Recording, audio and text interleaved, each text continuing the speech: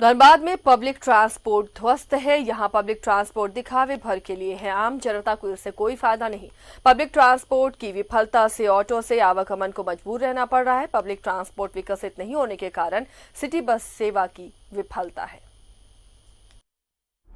धनबाद में 2010 में 7 करोड़ की लागत से 70 बसों के साथ सिटी बस सर्विस की शुरुआत हुई थी। जवाहरलाल नेहरू राष्ट्रीय शहरी नवीकरण मिशन के तहत धनबाद वासियों को ये सुविधा उपलब्ध कराई गई। पूरे तामझाम के साथ शुरू हुई ये सेवा अब निगम में सफेद हाथी बनकर रह गया है। ये बोलेंगे कि ये करोड़ों की संपत्ति यहाँ पे पड़ी हुई है, सरकार का कुछ फोकस इसमें नहीं है। अगर यही संपत्ति, इतना बेरोजगार, अभी हम युवा झारखंड में इतना बेरोजगार है, युवा को इंक्लूड कर दिया जाता कि आप इसे संभालो, चलाओ, तो इसमें से मतलब कितनों का घर चलता, लेकिन सरकार का इसमें कुछ फोकस नहीं है। बसों के संचालन के लिए निगम ने पहले जेटीडीसी को जिम्मेदारी दी। 2015 में जेटीडीसी के हाथ खींचने पर निगम ने हैंडओवर लिया।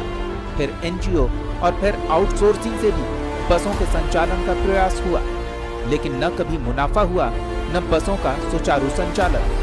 फिलहाल किसी तरह एरिया लेवल फेडरेशन की महिलाएं 5 बसों का संचालन कर रही हैं। ये अगर रोड पे अभी अगर चलते रहता है तो कितने सारे के घर चलते हैं, लेकिन कोई ध्यान दे नहीं रहा है इसकी वजह से। इसके लिए सबका इंजन पार्ट्स, किसी का देख लीजिए, अब टायर वायर सही नहीं है, हमको लगता है सब चेंज हो चुका है।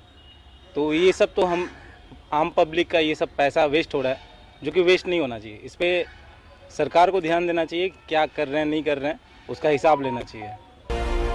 विधायक राज सिन्हा भी इसे प्लानिंग की कमी बता रहे हैं। उनका कहना है कि संबंधित अधिकारी कुछ सुनते नहीं, नतीजा बसें डिपो में सड़ रही है। सारे सवाल हैं, ये सारे बसें सड़ रही हैं। अब सोचिए ना, 100 वाहन जो निकला चलने के लिए वो भी खराब होकर पड़ा हुआ है। यह स्थिति नगर निगम का हो गया है, सिस्टम खत्म है। पदाधिकारी को पता नहीं किस ये से वो काम करना नहीं चाहते हैं। चिंताजनक हालात है। अगर इस पर सरकार नहीं चेती, और नगर निगम तो भाई जब कुछ बोलने जाइएगा तो बोले। निगम फिलहाल 30 नए डेलक्स बस खरीदने की सोच रहा है, पर इन बसों का और इनके परिचालन व्यवस्था को देखते हुए कहा जा सकता है कि आने वाली नई बसें भी सिर्फ जनता की गाढ़ी कमाई को खर्च कर पर्याप्त इंतजाम के अभाव में बेकार हो जाएंगी। न्यूज़ 11 भारत के लिए धनबाद से कुंदन सिंह की रिपोर्ट।